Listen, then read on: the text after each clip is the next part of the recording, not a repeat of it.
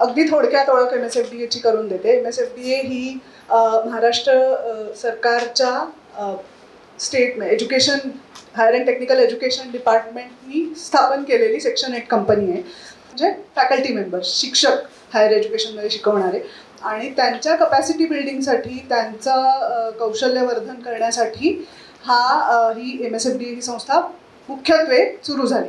उच्च शिक्षणामधल्या चॅलेंजेस, नवीन काही कोण प्रयोग करत असेल किंवा वेगवेगळे पैलू उच्च शिक्षणातले ह्यांना चर्चेत आणण्यासाठी एक फोरम म्हणून हा कार्यक्रम सुरू करायचा. ओपन हाऊस इव्हेंट्स अशा नावानी सुरू करायचा. म्हणजे त्याच्यामध्ये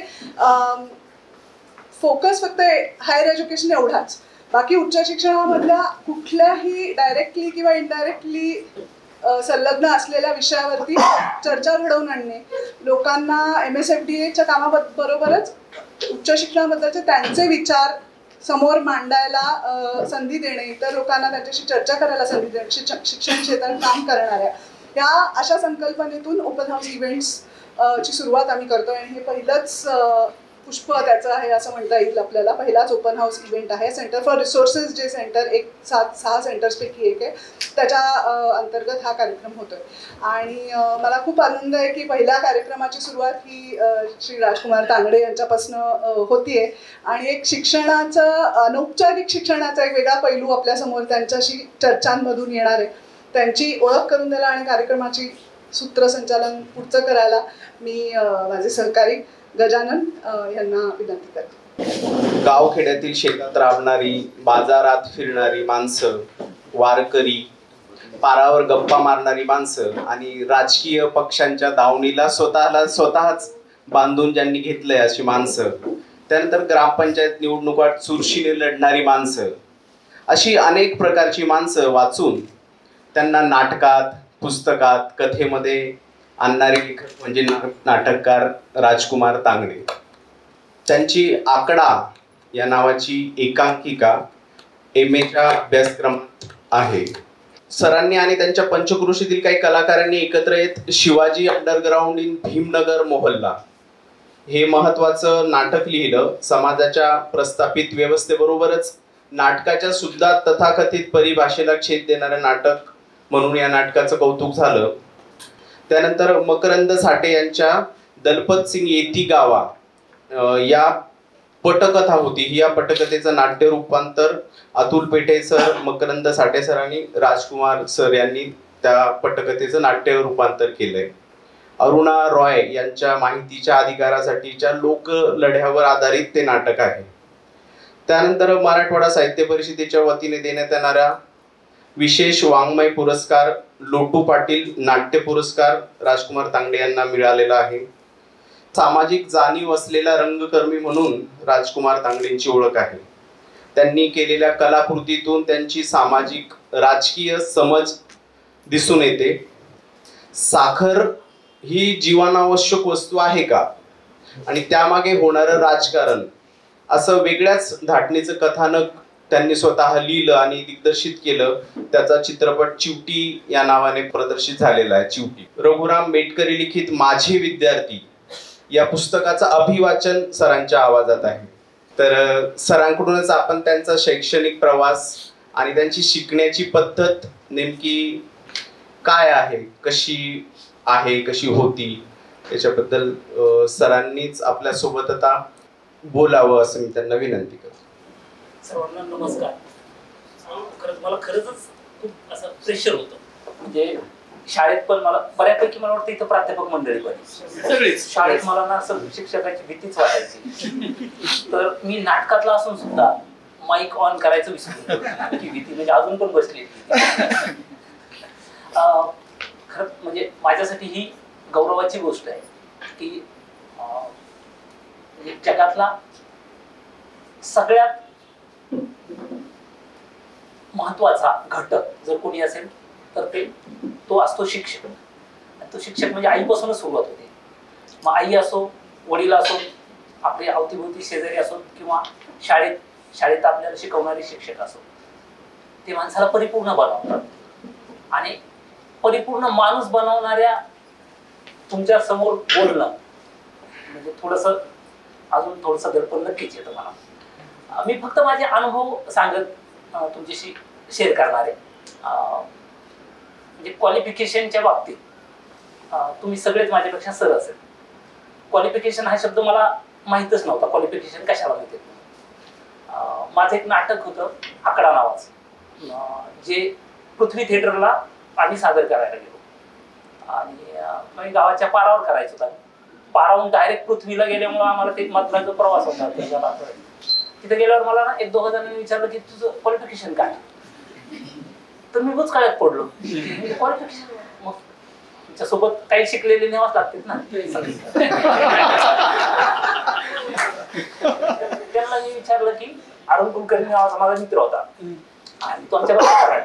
तर मी म्हटलं हे काय म्हणते तुझं शिक्षण विचारते.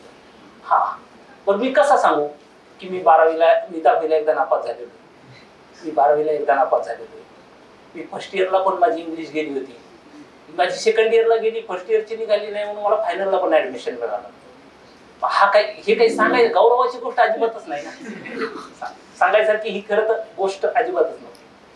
पण याचा अर्थ मला याचा कॉन्फिडन्स होता की आपण काही बुद्धू नाही. म्हणजे मला काय एखादा विषय एखादी भाषा येत नाही म्हणून मी बुद्धू आहे किंवा म्हणजे मला काय म्हणजे माझा मेंदूच काम करत नाही असं काही असण्याची शक्यता अजिबात नाही. आता काय व्हायचं, मी जेव्हा शाळेत होतो ना तर शाळेत असलो की सर शिकवायला लागले आणि सर 2+2 बरोबर असं जर शिकवायला लागले तर माझं लक्ष ना ते 2+2 ते माझ्या कान असे निघून जायचे. आणि तो जो खडू असायचा ना, आता मार्कर आले, आताचे भाग्यवान आहेत पोरं. ते मार्कर ते खडू असायचा ना, त्या खडूचा जे भोगा असतो ना तो तेव्हा असा खाली असा उधळायचा आणि बाजूला एक खिडकी होती. त्या खिडकीतून अशी छान हवा यायची. छान म्हणजे हवा नाही वाटायची, पण आता आपण नाही का हवा येणं म्हणजे छानच आहे ना. पुण्यात मुंबईत हवाच नाही. तर जी काही यायची ती छानच होती. ती जी हवा यायची ना तर ते जे कण असायचे ना तर ते कण असे उडायचे आणि ते उडायचे तर ते सर जे होते ना तर ते सरच्या केसात नाकात तोंडात ते सगळीकडेच जायचे. पुन्हा परत ते डस्टर असायचे. आम्ही ते मराठवाड्यात डस्टर म्हणतो. माहित नाही असं असं झटकेलं की परत पुन्हा एक असा मोठा फुफुटा उडायचा. तर मला वाटायचं की ह्याचा त्रास होत असेल का सरला. ते नाकात तोंडात फुफ्फुसात जाऊन त्याचा काही म्हणजे काही जाम होत असते का फुफ्फुस. कारण आमच्या इथलं जे पिठाच्या गिरणीवाला होता त्या पिठाच्या गिरणीवाल्याला त्रास होऊन ते दवाखान्यात गेलेला होता. मला माहित होतं की ते म्हणजे ऐकण्यात यायचं किंवा हे म्हणजे आयुष्यभर याने गिरणी चढली आणि पुढे चालून त्याची ते फुफ्फुस जाम झाली आणि मग आता त्याला शेतात नेऊन टाकलंय कारण तिथं मोकळे हवा येईल म्हणून. तर मला असं वाटायचं की ह्या भोग्याचा सरला काही त्रास होत असेल का. आता नेमकं सगळे पोरं 2+2 वर लक्ष द्यायचे आणि मी त्या खडूच्या भोग्याकडे लक्ष द्यायचे. जेव्हा परीक्षा यायची तेवढाच प्रश्न 2+2 वर विचारला जायचा. खडूच्या भोग्याचा मी कसा पास होईल. मी पासच नाही झालो. मग मी नापास झालो. बरं मग नंतर असं लक्षात आलं की आपल्याला हे काही जमत नाही. म्हणजे इतक्या वेळा नापास झाल्यावर घरचे तरी एवढं असं कसं किती सहन करते. म्हणजे आपल्याकडे एखादं जर भाकड जनावर झालं गावाकडे आमच्या समजा ते जर बिनकामाचं असलं तर ऐपत असली तर त्याला ठेवते नाही तर त्याला सरळ विकून टाकते. तर तसं जर शिकायच्या काही उपयोगाचंच नाही असं त्याच्या लक्षात आल्यानंतर मला त्यांनी सरळ शेतीत घातलं. आणि मग शेतीत गेल्यानंतर मग माझ्या लक्षात आलं की आपली आता नवी शाळा सुरू झाली. मग शेतीमध्ये काय अडचणी येतात, गावगाड्यातले काय प्रश्न येतं ते हळूहळू पाहायला सुरुवात केली. जे भोगा पाहत होतो का इकडे आल्यानंतर आई वडिलाचा म्हणजे शेजाऱ्या पाजाऱ्याचा जे काही शेतीमध्ये जी काही पिळवणूक व्हायची, जी परेशानी व्हायची ती पाहण्यात येऊ लागली मला. आणि मग ते तर कुठल्याच मला म्हणजे पुस्तकात त्याच्या अगोदर मी कधी ते शिकलेलंच नव्हतं. आणि मग मला असं वाटायचं की अरे हे लोकांना सांगितलं पाहिजे, ह्याच्यावर काहीतरी बोललं पाहिजे. बरं आमच्या गावाला नाटकाची पण परंपरा होती. तर आमच्या गावाला नाटकाची परंपरा होती तर नाटक पुण्या मुंबईचे लेखक लिहायचे. म्हणजे अर्थात मी पुण्या मुंबईकरांच्या विरोधात आहे असं नाही करत, पण पुण्या मुंबईच्या लेखकाने लिहिलेली ग्रामीण नाटकं आमच्याकडे सादर व्हायची.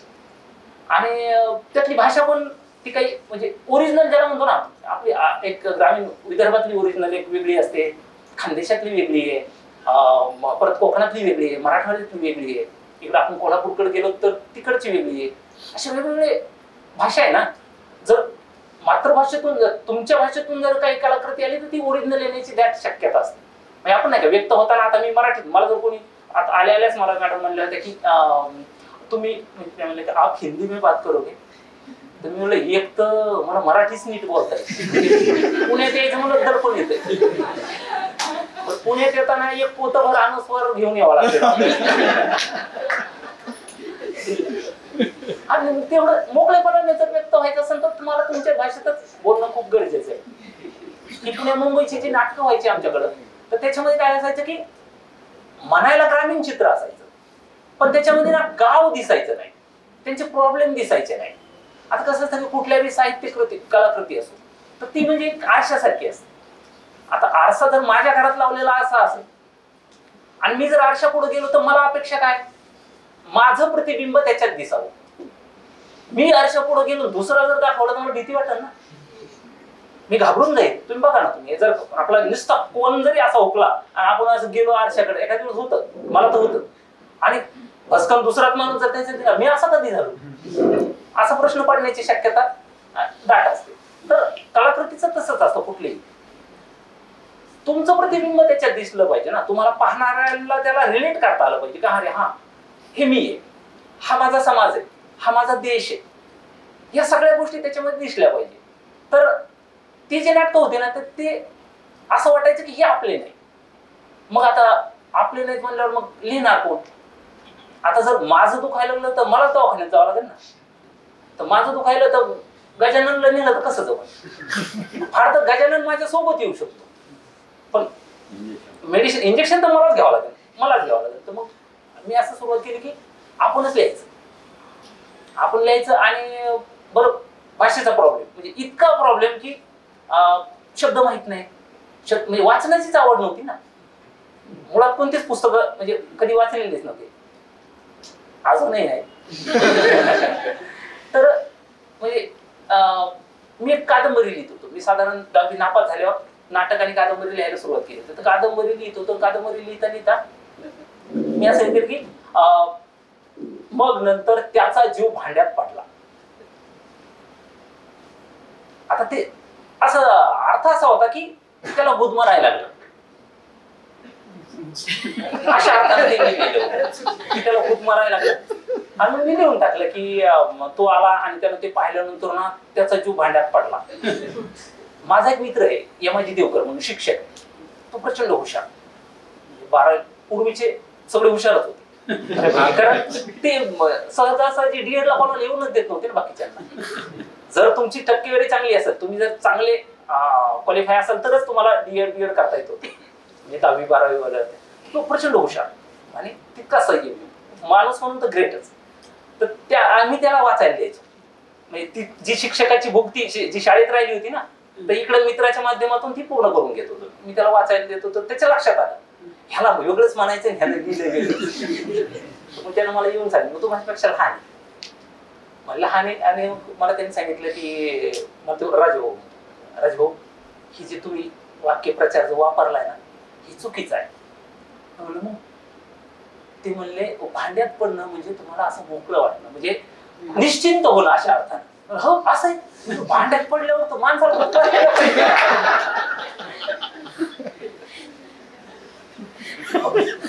पण हे कधी अनुभवानं मला शिकायला मिळालं. ते असं तर कोणाला मी विचारू शकत नव्हतं, पण ते अनुभव म्हणलं की आपलं आपण. मग मी स्वतः सुरुवात केली, मी लिहायला सुरुवात केली. आपले अनुभव आहेत, आपण आपल्या भाषेतच लिहायचे. आपले अनुभव आपल्या भाषेत लिहिण्याचा एक वेगळा फायदा असतो. आता तुम्ही सगळे म्हणजे सगळे गुरुजन आहात, पण आपण सगळेच कधी काही शाळा कॉलेजमध्ये गेले. आपल्या भाषेत लिहिणं का महत्वाचं आहे? तर जर समजा तुम्ही जर तुमच्या भाषेत लिहिलं तर ते चांगल्या पद्धतीने व्यक्त होऊ शकतात. एखादा आपल्याला कवी माहिती आहे,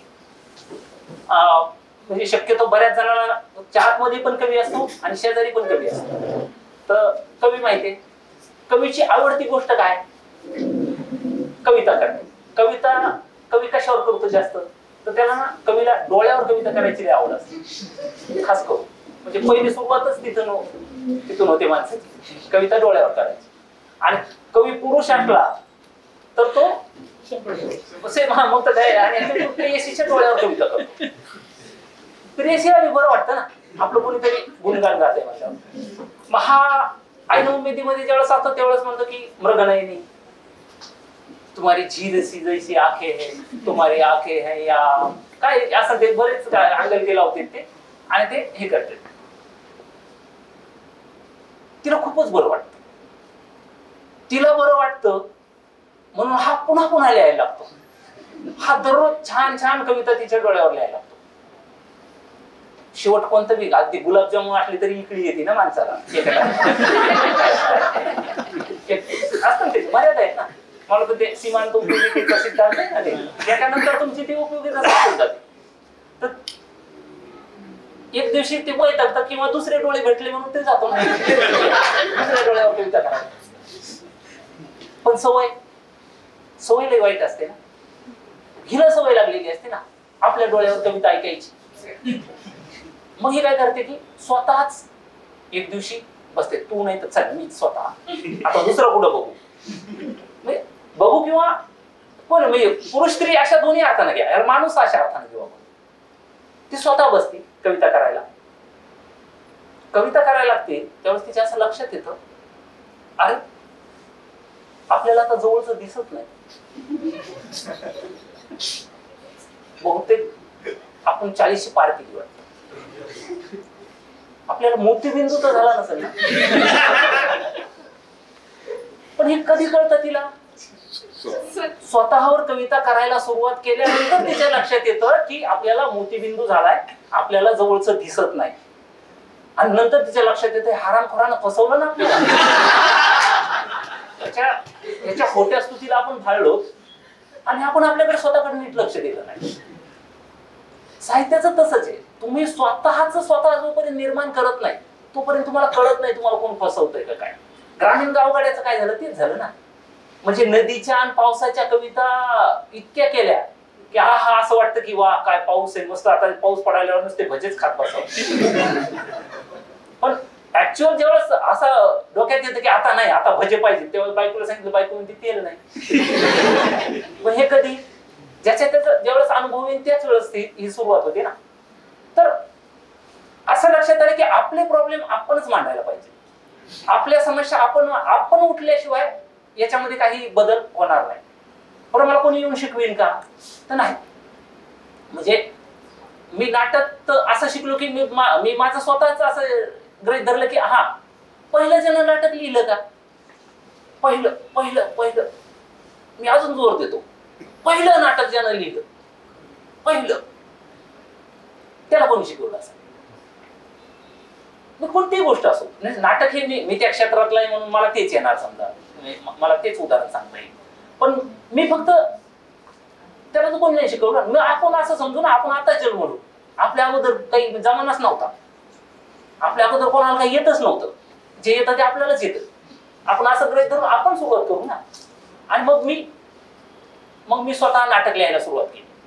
बरं मग त्याला काय म्हणते हे पण मला माहित नव्हतं. म्हणजे हे नाटक कुठल्या याच्यामध्ये आता शिवाजी अंडरग्राउंड इन भीमनगर मोहल्ला नावाचं नाटक मी 2012 साली लिहिलं. 14 पर्यंत आतापर्यंत त्याचे प्रयोग चालू आहेत. 21 तारखेला मुंबईत त्याचा प्रयोग आहे. साधारण 850 प्रयोग झाले त्याचे. म्हणजे अगदी आमच्या पारगावच्या छोट्या पारापासून तर दिल्लीच्या श्रीराम सेंटर पर्यंत म्हणजे NSDचं जे हे असतं भारत रंग महोत्सव त्याच्यामध्ये पण त्याचा प्रयोग झाला. ते नाटक लिहिल्यानंतर त्याचे प्रयोग सुरू झाले आणि एकदा म्हणजे काही मंडळी नाटकातली जाणकार आली आणि ते म्हणजे वा राजकुमार छान आणि छान म्हणजे असं लोकनाट्याचा फॉर्म वाटतो. हो का मनातले मनातून हे फॉर्म लोकनाट्याचा आहे. त्यांनी आपल्याला जाणीव करून दिली आपण करायचं त्याला लोक नाव ठेवते लोक सांगतील हे काय. मी लोकसत्तेमध्ये लोकरंग नावाच्या पुरवणीसाठी लिहित होतो. 2012 सालीच माझं ते सदर चालू होतं. 2012 साली माझं ते सदर चालू होतं आणि त्याच्या अगोदर 2006 साली मला बामू युनिव्हर्सिटीमध्ये एका नाट्यलेखन कार्यशाळेसाठी बोलवलं होतं विद्यार्थी म्हणून. तर त्यांनी बोलवलं आणि तिथं आले होते म्हणजे एक्सपर्ट म्हणून आले होते रवींद्र पात्रे सर. रवींद्र पात्रे हे खूप मोठे समीक्षक आहेत. आणि ती मला बोलता बोलता काय म्हणजे की तिथं ओळख झाली आमची. म्हणजे राजकुमार, तू लोकरंगसाठी लिहिशील का? लोकरंग काय? पण आम्हाला आमच्या तिकडचे पार्श्वभूमी, पुन्हा काय झुंजार नेता, हे जे आपले स्थानिक शिल्पकार असते ते माहित ना. लोकसत्ता मला खरंच माहित नव्हतं. मला म्हणजे लोकसत्ताच माहित नव्हतं. म्हणजे लोकरंग पुरवणी मला माहित नव्हती. तर मी त्यांना म्हणलं लोकरंग काय? हा तिकडे अरे ते लोकसत्तेची पुरवणी. आणि मग त्यांनी मला थोडं दुर्लक्षित केलं की ह्याला अजून माहितच नाही. पण ती माझ्या डोक्यात आलं. मग मी माझ्या एका मित्राला म्हणलं लोकरंग काय? तर ते म्हणजे लोकसत्तेची रविवारची पुरवणी, ती खूप प्रसिद्ध आहे. हो का? मग मी ती मिळवण्याचा प्रयत्न केला. तर मला 2-3 महिने लागले असते ती मिळवायसाठी. तशी तर ती आठवड्याला येते. पण मी राहतोच अशा ठिकाणी की जिथं म्हणजे सगळ्याच गोष्टीचा म्हणजे काय म्हणजे अनुशेष आहे. म्हणजे सगळ्यात बघा, अगदी पावसाचा सुद्धा आहे. नियमानुसार किती तारखेला पावसाळा सुरू होतो? 7 तारखेला. उद्या इमानदारीनं पडायला पाहिजे की नाही त्यानं? प्रामाणिकपणे ज्याचं त्याचं काम जर प्रामाणिकपणे केलं तर आम्ही आमचे बियाणं सगळं आणून ठेवलेलं, सगळे रेडी आहेत. आम्ही आमचा प्रामाणिकपणा, मला सांगा तुम्ही मॅडम मी इथं किती वाजता आलो? 5:30चा कार्यक्रम होता. नाही, आणि पण कार्यक्रमाच्या आधी 5 मिनिट मला वाटतं मी इथं हजर होतो. आपण आपलं म्हणलं, मला माहिती आहे तुम्हाला दुसरं सत्र होतं, त्याचं काही हे नाही, पण आपण आपल्या वेळेच हे ठेवलं पाहिजे ना. मी बरोबर म्हणजे उद्या 7 जून आहे, तर 7 जूनला पावसानं सुरू व्हायला पाहिजे. पण पाऊस सुरू होतो का? अजिबात नाही. आपल्याकडे एसटी वेळेवर नाही. मग आपल्याकडे काय वेळेवर काय? आपल्याकडे जे ऑफिस आहे ते सुद्धा वेळेवर सुरू होत नाही. सरकारी नियमानं काय 10, 10:30ची काही ते 10ची वेळ असेल. 10 वाजता उघडायला पाहिजे का नाही? नाही उघडत. साहेबाला यायला उशीर लागतो ना. साहेबाला यायला उशीर तुम्ही म्हणतात की हे पण कुणीकडचे कुणीकडे घेऊन चालला का? विषय कुणीकडचे कुणीकडे नाही जात ना. अजिबात नाही जात. अजिबात जात नाही. कारण हे पुस्तकात नाही, हे आपल्याला शिकावं लागेल ना. आपल्या विद्यार्थ्यांना हे माहित असणं खूप गरजेची गोष्ट आहे ना. जर ज्या देशाचं 10चं ऑफिस 11 वाजता उघडत असेल, 5:30चं ऑफिस 4:30ला जर बंद होत असेल, कारण साहेबाला जायचं असते, त्या देशाचं कल्याण होईल का? मग आपल्या देशात प्रामाणिकपणे सांगतो, मंदिरं सोडून काहीच वेळेवर उघडत नाही. काहीच वेळेवर मंदिर विचारते. म्हणजे कारण मी जाम समर्थ नावाच्या गावातून आलेलो, रामदासांचं तिथं मंदिर आहे, मला माहिती आहे. बरोबर 4:30ला तर ती आरती सुरू होती. सुरू होती. तिथं काय प्रामाणिकपणा आहे. मग त्याच्यातला प्रामाणिकपणा जर थोडा इकडे मी पाजारला असता तर बालाजीला जाण्याची गरज नाही ना. कुठंच जायची गरज नाही ना. पंढरपूरला जाण्याची गरज नाही. तर या ज्या गोष्टी, हा जो अनुशेष आहे हा भरून काढणं, आपलं जे साहित्य आहे हे याच्यामध्ये येणं खूप गरजेचं आहे. आणि हे कुठल्याही पुस्तकात शिकवलं जात नाही. आणि हे डोळे उघडे असल्याशिवाय शिकायला सुद्धा मिळत नाही. आणि मग मी आपलं कायम आपले डोळे उघडे ठेवण्याचा प्रयत्न करतो, जेणेकरून आपल्याला ते आतमध्ये हे होईल. बरं, ह्याला विरोध होतो का आम्हाला लिहिताना? होतो, बिलकुल होतो. जर समजा तुम्ही तुमचं काही मत मांडायला लागला असता, तुम्हाला विरोध होतो, साहजिक आहे. कारण समाज आहे, माणसं आहेत, माणसाचे प्रत्येकाचं आपलं स्वतःचं एक स्वतंत्र एक मत असतं. मी परत पुन्हा आरशाचं उदाहरण देतो. आपण आरशापुढे उभा राहतो. आता क्लिअर चेहरा माझा दिसणार आहे, पण जर मला इथं जर काही काळं लागलेलं असेल किंवा काही होतं ना, काहीतरी येडावाकडा भांग येतो, काहीतरी होतं, काहीतरी किंवा इकडे तिकडे असं काहीतरी आलेलं असतं, तर मी काय करतो, आरशापुढे उभा राहिल्यावर जर तसं काही आलं तर पटकन पुसण्याचा प्रयत्न करतो. कारण आरशाचं प्रामाणिकपणे काम केले. मी माझं काम काय, त्यानं जे दाखवलंय, ज्या चुका आहेत त्या मी दुरुस्त करायच्या. म्हणून मी माझ्या चेहऱ्यावर हात फिरवणार, काय टापटीपणा करायचा तर ते करणार. मी नाटकाच्या बाबतीत तेच घ्यायला सुरुवात केली. का दाखवलं म्हणून आरसा फोडतो का आपण? हे कम काळ दाखवलं रे मला, आरसा नाही फोडत ना. मग कलाकृतीचं तसंच पाहिजे. आपण समाजाचं जे प्रतिबिंब आहे का जशाला तसं त्याच्यात उमटलंच पाहिजे. ते दाखवायचंच. आणि सुज्ञ लोक आहेत ते फार विरोध नाहीत करणार, पण त्यांना पण अर्थशास्त्र कळतं ना. मग घरातले आरशे किती दिवस फोडायचे? घरातले आरशे जास्त दिवस नाही फोडता येणार. तर हे जे अनौपचारिक शिक्षण घेणं जे असतं, जे शाळेत मिळालं नाही, ते मला बाहेर समाजात राहून नीटपणे ते ग्रहण करता आलं. मला असं वाटलं की कदाचित जर मला ही शाळेतच जर ही वाट मिळाली असती तर अजून कदाचित मला अजून वेगळं काहीतरी करता आलं असतं, निश्चितच करता आलं असतं. सर, या संदर्भातला एक प्रश्न तुम्हाला थांबवतो आणि हो. कारण अगदी त्याच टप्प्यावर आला तो की जर ज्या पद्धतीनं तुम्ही सांगितलं नाटक लिहायला तुम्ही शिकला, तर शालेय किंवा महाविद्यालयीन शिक्षण सुद्धा या पद्धतीनं शिकायचं असलं तर शिकता येणं शक्य आहे का, किंवा कसं करावं? तुम्ही ज्या पद्धतीने नाटक लिहिणं शिकलो तसंच जर कॉलेजचा अभ्यासक्रम आम्ही शिकायचं म्हटलं तर हा नक्की. त्याच्यासाठी ना सगळ्या ढाच्यातच बदल करावा लागेल. आता मी मुंबईहून येत होतो. मुंबईहून येत असताना पुणेकर आजोबा होते. साधारण ते सांगत होते माझं वय 83 वर्ष आहे. ते सांगत 83 वर्ष वय. आणि त्या कंडक्टर मॅडम होत्या, त्या म्हणल्या की तुमचं आधार दाखवा. त्यांनी त्यांचं आधार कार्ड दिलं. तर काय अस्पष्ट असेल काही असेल, ते म्हणजे अजून दुसरा आयडी प्रूफ द्या तुमचा, कारण याच्यात क्लिअर नाही.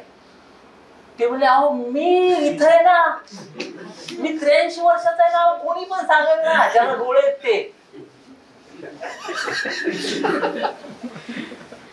वास्तव बरं का, आत्ताचीच गोष्ट आहे. त्या बाई म्हणल्या काका नाही, तुम्हाला अजिबात किंमत नाही, म्हणजे किंमत नाही असं तुम्ही अजिबात महत्वाची नाही, माझ्यासाठी महत्वाचं आहे हे आधार कार्ड तुमचं. आणि खरंच त्यांना मग त्याचं खूप सारं काढावं लागलं, पण त्याच्यातलं एक हे दिलं. अनौपचारिक जर शिक्षण आपण समाजाला दिलं तर नोकऱ्या मिळतील सरकारी, खास करून डिग्री लागते ना. तुम्हाला काय येतं ह्याच्यापेक्षा तुमच्याकडे सर्टिफिकेट हेच महत्वाचं आहे ना. समजा माझ्याकडे सर्टिफिकेट नाही म्हणून मला काय डायरेक्ट कोणी तहसीलदार करणार आहे का? नाही. पण नाही, राजकुमार तांबे हुशार नाही बरं का, पण समजा काय राजकुमार तांबे नाही भारी माणूस आहे बरं, ह्याला तहसीलदार करू करील का? मला डिग्री म्हणजे माझ्यासाठी ते कागदच महत्वाचा आहे. त्याच्यासाठी पूर्ण ढाचाच बदलावा लागेल अनौपचारिक पद्धतीने.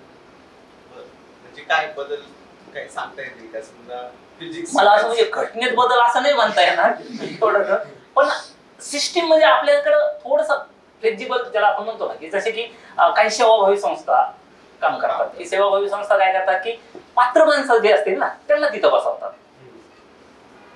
म्हणजे कोणाकडे डिग्री आहे म्हणून त्याला बसवत नाही, पण माणूस पात्र आहे ना, त्याच्यामध्ये क्षमता आहे, त्याच तो प्रामाणिक आहे, त्याला तिथं बसवण्याचा प्रयत्न करतात. तसं बाकीच्या ठिकाणी होणार नाही ना. बरं, आपल्याकडे मुख्य म्हणजे जर समजा खरं तर माणूस सोडता इतर कोणीही कुठलाच प्राणी पोटासाठी नोकरी करत नाही. माणूस सोडता कोण करतं नोकरी? आपण म्हणजे दुसऱ्याकडून करून घेतो, म्हणजे बैलाकडून ह्याच्याकडून काम करून घेतो, त्यांना खाऊ घालतो, पण तो स्वतः म्हणजे भाकरीसाठी म्हणते, त्याच्या वैरणीसाठी आपल्या इथं कामा नसतो आल्याला. त्याचं जर बिल्ड फोडलं तर तो जंगलात जर निघून गेला तर तो स्वयंभूपणे चांगल्या पद्धतीने जगू शकतो. आपल्याकडे असं आहे की आपल्याला जगण्यासाठी नोकरीच करावं लागते, आपण त्याच्यासाठीच जगतो. म्हणजे बऱ्यापैकी आता जर जो काही आता पुण्यामध्ये जी काही ट्रॅफिक जाम आहे ही कशासाठी? ती मराठवाडा असो, विदर्भ असो, पश्चिम महाराष्ट्र असो, इकडून तिकडून जे पोरं नोकरीच्या न्यायच्या शोधात आले त्याच्यामुळे हे सगळं जाम झालेलं आहे. म्हणजे भाकरीसाठी हे फिरणारे हे आहेत ना इथं. तर ही जर समजा सिस्टीम थोडीशी अशी सैल केली, मला नाही सांगता मी, कारण एवढा मोठा नाही मी की मला त्याचा तो गुंता सोडविता येईल किंवा मला त्या गुंत्याचं आकलन नाही नीट, ह्याला पर्याय काय हे माहित नाही, पण हा गुंता आहे एवढं नक्की कळतं. अनुभवातून तुम्ही नाटक लिहायला शिकले बरंच.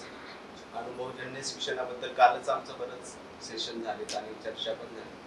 आता पुढचा प्रश्न असा की तुम्हाला पण 2 मुली आहेत, एक 12वी पास झाली नुकतीच आणि एक उच्च शिक्षण पदव्युत्तर शिक्षण घेण्यासाठी. तर तुम्हाला ह्या उच्च शिक्षणात कोणती चॅलेंजेस आहेत?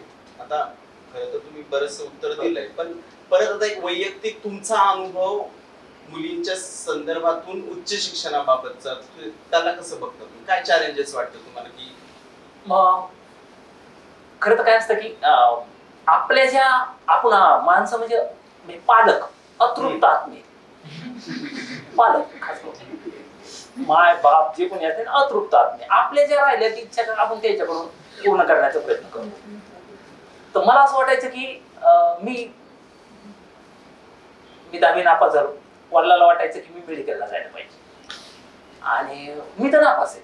म्हणून बळच 2-3 वेळा हे करून मी काढले. 11वीला मला सायन्स दिलं होतं, 11वी सायन्स. आणि ज्यावेळेस 11वी सायन्सला आम्ही ते सर विचारायचे ना की तुमचं नाव गाव सगळं सांगा, तुम्ही कुठून आलात ते सांगा आणि सायन्स का घेतलं हे सांगा. तर वडिलांनी मला काय सांगितलं होतं की तुला ना डॉक्टरच व्हायचं. त्याला काय विचारायला, ते शेतात काम करणारे त्याला वाटत, कोणाला वाटतं ना. तर मला विचारलं होतं, तर मला नाव गाव विचारलं, मला विचारलं की सायन्स का घेतलं. तर मी म्हणलं इंग्रजी येत नाही म्हणून घेतलं. सगळा वर्ग असला, मला बरेच दिवस इंग्रजीच म्हणत होते वर्गामध्ये. पण माझं काय लॉजिक होतं त्याच्या मागचं की मी म्हणलं हे आपण जर वर्षभर राहिलो ना 11वी मध्ये, यांचं इंग्रजी आपल्या बऱ्यापैकी कानावर पडत, त्याच्यामुळे आपल्याला बरेच शब्द माहित होते. मग 11वी झाले त्याच सोडून म्हणलं 12वीला मग आपण आपला आर्ट घेऊ, असं माझ्या डोक्यात क्लिअर होतं. आता ते वडिलांना जे डॉक्टर वाटत होतं, वडिलांना तेवढंच मला नव्हतं वाटत मला डॉक्टर व्हावं. पण मी वडील झाल्यानंतर मला वाटायला लागलं की माझ्या मुलीने डॉक्टर व्हावं. आणि मी तिला नीटची तयारी करायला हे केलं. बरं, मुलीनं इतका अभ्यास केला की ती झोपत नाही. ह्या तिच्या ज्या रूममेट आहेत त्यांची तक्रार माझ्याकडे होती की ही झोपतच नाही.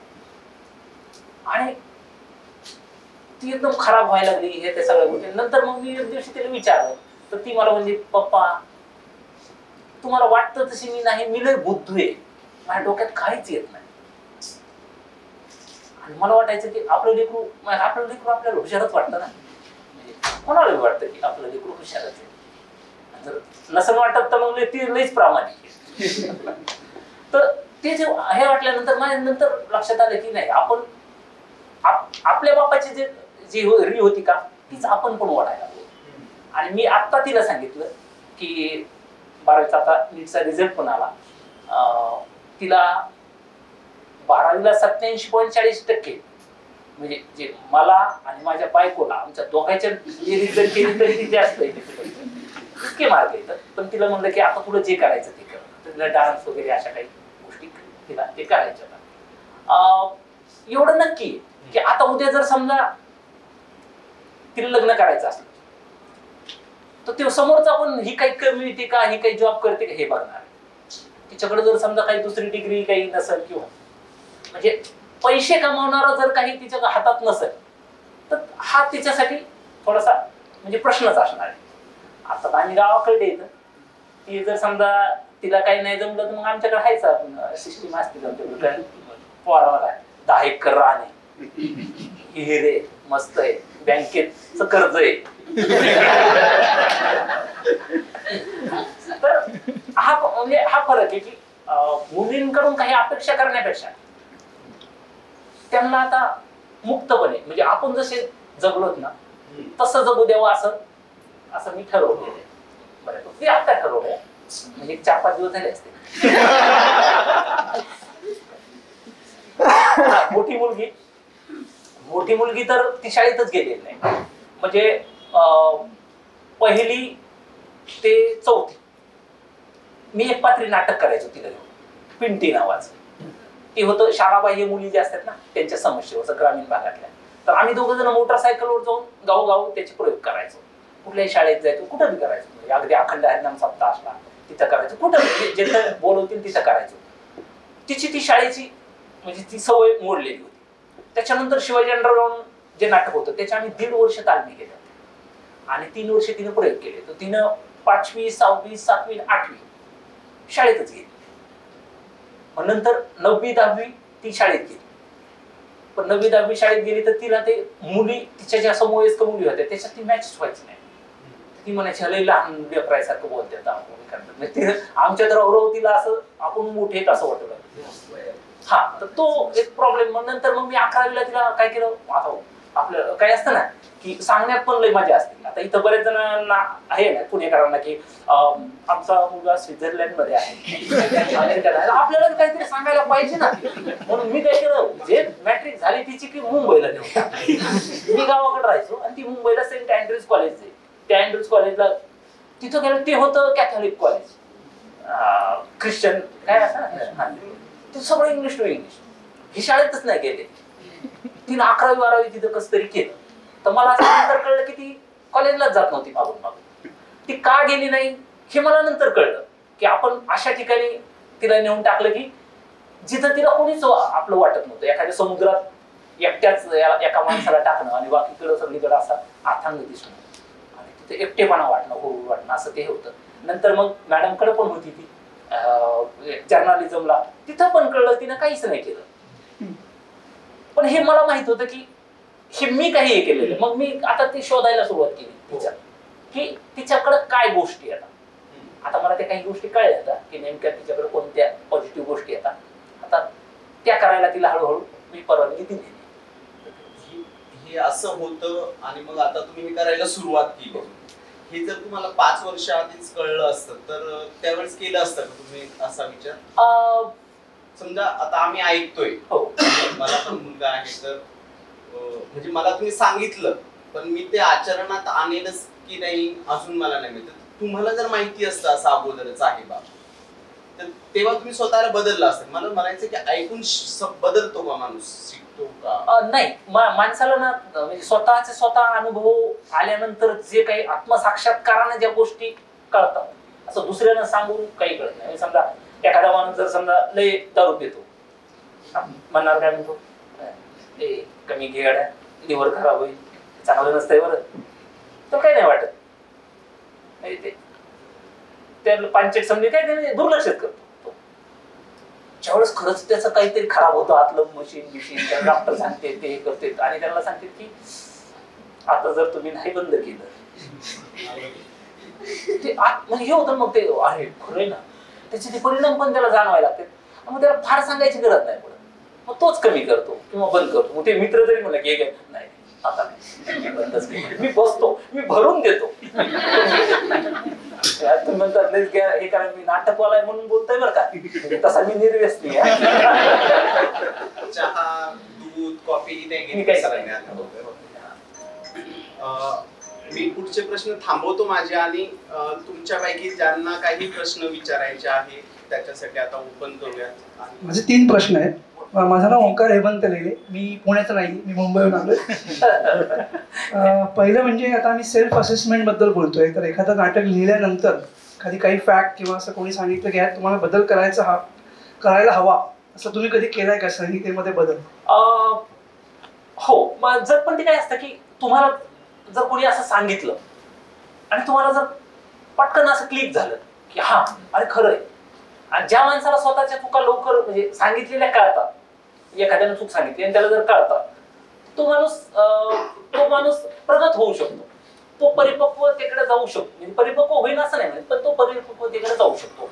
जर सांगितलेली गोष्ट जर ती हे असेल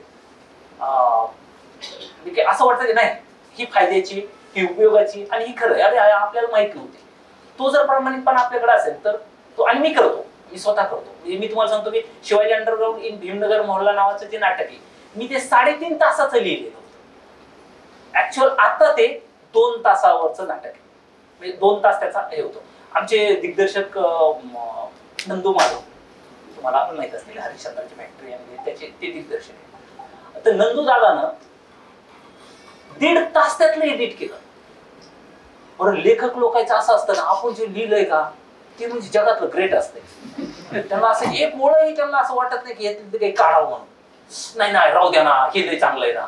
आणि ते प्रत्येकाचं त्याचं म्हणजे लगेच लॉजिक पण सांगतो, याचा अर्थ असे हे ते असं सांगतो. पण आपण थोडस आपल्यातला तो जो आहे ना, थोडा स्वार्थ आहे ना, थोडासा बाजूला करावा लागतो. आणि जग काय म्हणतं ते पण ऐकणं खूप गरजेचं असतं. अर्थात जगाचं काहीही ऐकायचं नसतं, पण जर जे जे चांगलं सांगितलं ते नक्कीच ऐकायचं असतं. त्यानंतर तुम्ही जेव्हा पहिल्यांदा नाटक लिहिलं तर काही असं रेफरन्स समोर होतं का की बाबा मी हे बघितला होता परफॉर्मन्स, त्याचं इन्स्पिरेशन होऊन मी लिहिलं असं? मी लहानपणापासून ना जास्तीत जास्त मी ग्रामीण भागातला आहे. माझं गाव आत्ता 3,500 लोक वस्तीचं आहे, म्हणजे त्यावेळेस माझ्या लहानपणी तर 1,500 त्या गावात. म्हणजे दीड म्हणजे मी अगदी काही 50च्या दशकातला नाही, पण आपल्याला माहिती आहे की झपाट्याने ह्या 20 वर्षात इतकी वाढली तर दुप्पट झाली. म्हणजे बँकेच्या नियमाच्या मी पुढे गेली. तर माझ्या लहानपणी ना गावाच्या यात्रेमध्ये तमाशे यायचे. माझ्या गावाची यात्रा रामनवमीची खूप प्रसिद्ध आहे, आणि रामालाही सांस्कृतिक काही वावडं नव्हतं तिथं. म्हणजे रामनवमीमध्ये तमाशे पण आमच्याकडे 4-4, 5-5 तमाशे यायचे. तर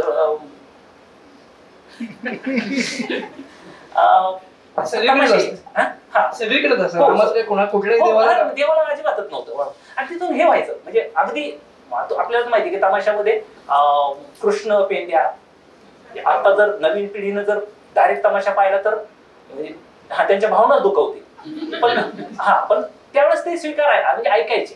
त्याच्यातून जे काही समाजातले जे काही अनिष्ट रूढी काय जे असत ते गोष्टी आहेत त्याच्यावरती भाष्य केलं जायचं.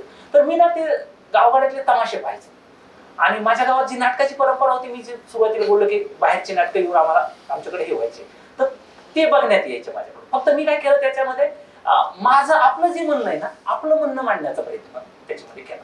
मी अगदी आता तुम्हाला सांगायचं म्हणलं म्हणजे मी नाट्यशास्त्राचा कुठल्याच शाखेचा काही विद्यार्थी नाही, तर मी परत नाटकाच्या त्या माझ्या प्रवासाकडे येतो. दुसरा राहिला का प्रश्न? फक्त तो तिसरा प्रश्न असा आहे की तुम्ही पृथ्वी थिएटरचा अनुभव सांगितला. हो. तर गावात ऑडियन्सचा रिस्पॉन्स आणि पृथ्वीमध्ये गेल्यानंतर तिथल्या ऑडियन्सचा रिस्पॉन्स, तो त्याच्यात काय गंमत होती? तो खरं तर मजेशीर आहे. मजेशीर असं आहे की आकडा नावाचं नाटक आम्ही करायचो. म्हणजे पहिलं म्हणजे शेतकऱ्याच्या वीज समस्येवरचं जे नाटक होतं, शेतकरी वीज चोरून का वापरतो, आपल्या वेळेचं शेतकरी वीज चोरून का वापरतो, कारण चोर कधी कोणी मनानं होत नसतो, त्याची काय मजबुरी असते ना. त्यातल्या शेतकऱ्यासारखा माणूस जो की जगाचं भरण पोषण करतो, हा माणूस चोर कसा होईल? तर तो म्हणजे त्याला वीज चोरी का करावी लागते? ते शेतातली वीज कट केलेली असते, आणि वीज कट त्याच्याकडे पीक असतं, गव्हाचं पीक असतं. गहू असा भर हंगामात आलेला आहे, आणि सरकारी म्हणजे वीज मंडळाचं पथक येतं आणि त्याची लाईट कट केली जाते. लाईट कट केल्या जाते, आणि लाईट कट केल्यानंतर मग पीक तर जळायला लागले. बरं, पैसे नाहीत वीज बिल भरायला, आणि वीज बिल जर समजा जर कनेक्शन तुम्ही चोरून वापरलं तर तुमच्यावर कायदेशीर कारवाई केली जाईल, अशी गावात नोंदी चाललेली असते. मग हा शेतकरी काय करणार आहे? तर मग हा आणि याचा मुलगा काय करतो की हे संध्याकाळी लाईट चोरून वापर, म्हणजे आकडा टाका, आकडा ज्याला म्हणतो ना, आकडा म्हणजे चोरून वायर टाकून घेणं, हा पण तो लिगली नाही अशा अर्थाने. तर ते घ्यायला जात असतात. आता हे नाटक आम्ही ज्यावेळेस केलं होतं, आता दुसरी गोष्ट अशी होती की मी नाटक 2003 साली लिहिलं हे नाटक. मला नाटकाचा, मी तोपर्यंत गावाच्या बाहेर कधी हेच पाहिलं नव्हतं. म्हणजे मी बंदिस्त थिएटर 2003ला पहिल्यांदा पाहिलं. म्हणजे 21 सप्टेंबर 2003ला मी आयुष्यातलं पहिल्यांदा बंदिस्त थिएटर पाहिलं. त्याच्या अगोदर माझ्या नाटकाचे 50-50 प्रयोग झालेले होते गावाकडे.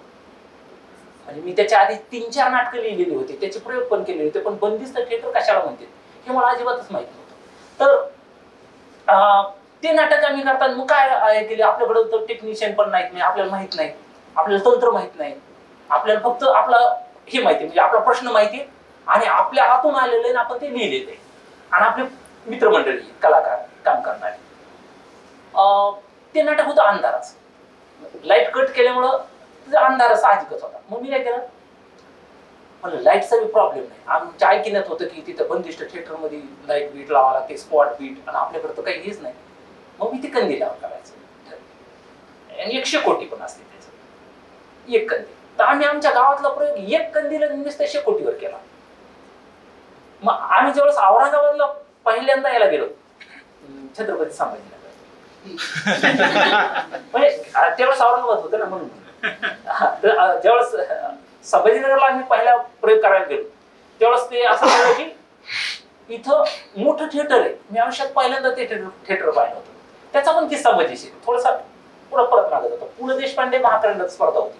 आमच्या काही मित्रांनी सांगितलं की इथं करून नाटकं करता, जरा तुम्ही शहरात पण या. मग पु ल देशपांडे महाकरंडक स्पर्धेला आमची एंट्री भरली आणि तोपर्यंत आम्हाला थिएटर अजिबात माहित नव्हतं. तर एंट्री भरल्यानंतर मी त्यांना फोन केला आयोजकांना की आम्हाला ना संध्याकाळची वेळ द्या. 3 दिवसाचं होतं ते, 21, 22 20, 21, 22 असं काहीतरी 3 दिवस सप्टेंबर म्हणलं संध्याकाळची वेळ द्या. ते म्हणले हा आज केलं त्यांनी. मी परत लँडलाईन होते त्यावेळेस, लँडलाईन परत फोन केला, म्हणलं ते आम्हाला बरं का संध्याकाळची वेळ द्या बरं का. ते म्हणले हा बरं. आणि ते लॉट पाडले, सकाळची दिली ना, सकाळी 9ची. म्हणलं राग आला. मग मी परत त्यांना फोन केला. मी म्हणलं तुम्हाला म्हणलं होतं ना की आम्हाला संध्याकाळची वेळ द्या, आता येऊन आम्ही कसं नाटक करायचं तिथं, तुम्ही काय प्रॉब्लेम काय. मी म्हणलं आमचं नाटक अंधाराचं आहे. ते म्हणले बाळा बंदिस्त थिएटर मध्ये दरवाजे बंद केल्यानंतर दिवसाही अंधार होतो. आता ते नाटक माझं 3 विद्यापीठात अभ्यासक्रम आलाय का. आता मुंबई विद्यापीठानं पण यावर्षी घेतलंय. मला अजिबात ते माहित नव्हतं. बरं तिथं गेल्यानंतर असं लक्षात आलं की आपण एकच कंदील आणलाय. हे तर थिएटर मोठं आहे, हे उजेडच पोहोचणार नाही. पुन्हा आमची धावपळ. आम्ही तिथं औरंगाबाद मधून 1 कंदील विकत आणला, पुन्हा दुसरा 2 कंदील वापरले. त्याच्यानंतर पुणे फेस्टिवलला आम्ही आलो. पुणे फेस्टिवलला आल्यानंतर असं म्हणलं की 2 कंदिलावर आम्हाला तिथं लक्षात आलं ना 2 कंदिलावर काय जमत नाही मिळत. 3रा कंदील एक जणांच्या हातात दिला. आणि परत ज्यावेळेस आम्ही पृथ्वी थिएटरला गेलो त्यावेळेस ते नाटक झालं. नाटक झाल्यानंतर सगळे असे चर्चेला बसले. ते म्हणजे की तुम्ही प्रतिकात्मक कंदील वापरायला काही हरकत नव्हती, तुम्ही थोडंसं लाईट वगैरे द्यायचं असतं कारण इथं आहे म्हणून. तर मी म्हणलं काय म्हणजे काय प्रॉब्लेम काय. नाही म्हणजे तुमचे चेहरे दिसले नाही. मला आम्हाला हिरो व्हायचंच नव्हतं ना, नाहीतर आमच्याकडे कोणी नाही आपल्याला अजिबातच नाही. मी इथं नाही वेळा तोंड धुवून आलोय, तुम्हाला काय देणार नाही. मी त्यांना म्हणलं की आम्हाला काय म्हणायचं होतं ते आमचं म्हणणं पोचलं का. ते म्हणले हो पोचलं. मग आमचं काम झालं ना. तर ते म्हणले तसं नाही, बघायला त्रास होतो ना. मी म्हणलं मग बघायला जर 45 मिनिट बघायला त्रास होत असेल तर जगायला किती होत असेल हे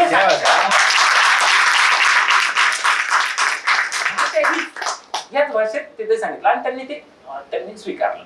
पण तरी पण सांगणारे असतात आणि त्याचे खूप 200-250 प्रयोग केले. मग कोणी म्हणायचे गॅस बत्ती म्हणतो एवढे जर माजुरले असते तर नाटक करीत कशाला फिरलो असतो गावाकडं. बरं इथं देताल तुम्ही गॅस बत्ती हे तुमचे स्पॉट बी, पण जो शेतात जाणारा शेतकरी त्याला कोण लाईट देणार आहे, त्याला तर त्या कंदिलातच जायचंय ना. तर हे जे असे प्रश्न आहेत मग ह्याच्यातून आम्हाला शिकायला पण मिळालं. मग थिएटर पहिल्यांदा पाहायला मिळालं त्या प्रवासातून की हा म्हणजे जे ना वाट काढीत जसं की पोरगी जेव्हा म्हणली की आता मला डोकं चलत नाही तेव्हा मी शहाणे झालो. त्याच्या आधीचा खर्च गेला ना, पण जाऊ द्या पण शहाणपण तर आलं ना अनुभवातून, शिकायला तर मिळालं ना.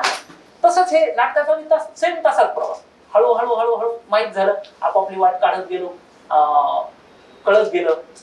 अगदी म्हणजे मी सिनेमात सुद्धा कामं केली. घरबंदूक बिर्याणी नावाचा सिनेमा बघितला असला त्या हिरोईनचा बाप मी त्याच्यात केलेला आहे. देऊळ नावाचा नाना पाटेकर आणि म्हणजे उमेश कुलकर्णींनी दिग्दर्शित केलेला तो सिनेमा. अगदी जेवढे काही कामं केले तेवढ्या चांगल्या या पद्धतीने काम करण्याचा प्रयत्न केला. कारण माझं व्यक्तिगत पण म्हणणं असं आहे की आम्ही कुणाचीही करमणूक करण्यासाठी जन्मलेलो नाही. आमच्या कामातून जर कोणाची करमणूक होत असेल तर आमची त्याला हरकत नाही. आणि लिहिता नाही, सुचलं म्हणून अजिबात लिहित नाही. मग सुचलं म्हणून जर लिहित असतं तर मग एका हातात अशी सिगरेट घेतली असते, थोडासा विचार केला असता. सुचलं म्हणून नाही, बोचलं तर असली त्याचा त्रास होतो ना त्या गोष्टी.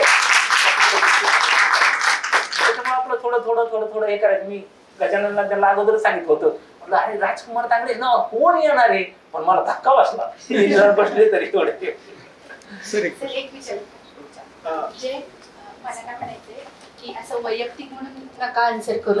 मुलींच्या किंवा मुलांच्या बाबतीतले डिसिजन्स पालक म्हणून बरेचदा वडील पेरेंट्स घेताना दिसत आहेत, म्हणजे तुमच्याबद्दल म्हणून नाही म्हणत आहे.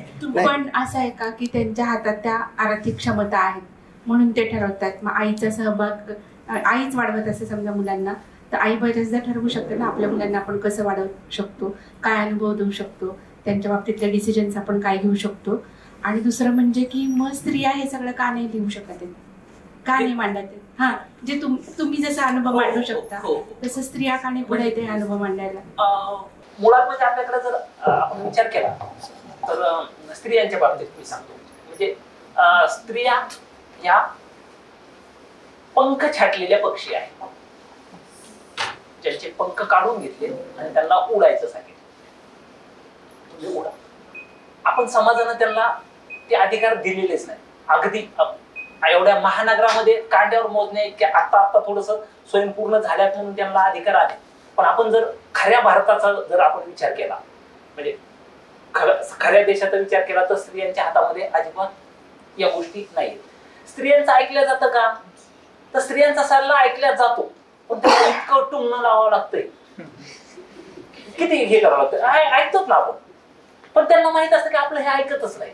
तर आता स्वयंपूर्ण झाल्या, जशा स्त्रिया स्वयंपूर्ण होतील किंवा जसं त्यांच्या हातामध्ये संसार गाडा येईल, किंवा आता समजा एखादा कॉलेज आहे, महाविद्यालय, तर महाविद्यालयाच्या प्रिन्सिपल जर मॅडम असतील तर त्या सगळं हे करतील ना, ते निर्णय तिथे घेऊ शकतात. अशा अर्थात मला काय म्हणायचं की जोपर्यंत त्यांच्या हातात अधिकार येणार नाही, समाज म्हणून आपण त्यांच्या हातात अधिकार देणार नाही, तोपर्यंत त्या निर्णय घेणार म्हणजे हे करणार नाही. आणि दुसरी गोष्ट, पालक आणि तुम्ही प्रश्नात म्हणजे कदाचित तो गोंधळ होईल, पण आर्थिक स्वावलंबी म्हणजे अशा संदर्भात प्रश्न होता ना तुमचा. तर म्हणजे कुठलंच पाहिजे, म्हणजे अगदी काय म्हणायचं की चाइल्ड आर्टिस्ट वगळता कुठलंच पाहिजे स्वतः कमवत नसतं. म्हणजे आपल्याकडे तसे काही सोर्स नाहीत. आता जे छोटे छोटे येत त्यांची आई वडील सेटवर जाऊन बसतात, ते म्हणजे जसं मदारी करतो तसा कार्यक्रम, त्यांचे 2 पैसे येतात, पण ती कमाई त्यांच्या नावावर असते, ती पण पालकांच्याच नावावर असते. तर मुलं किंवा 18 वर्षाच्या आतले आर्थिक स्वावलंबी असतील, ही कल्पना आपण डोक्यातून काढून टाकणं खूप गरजेची.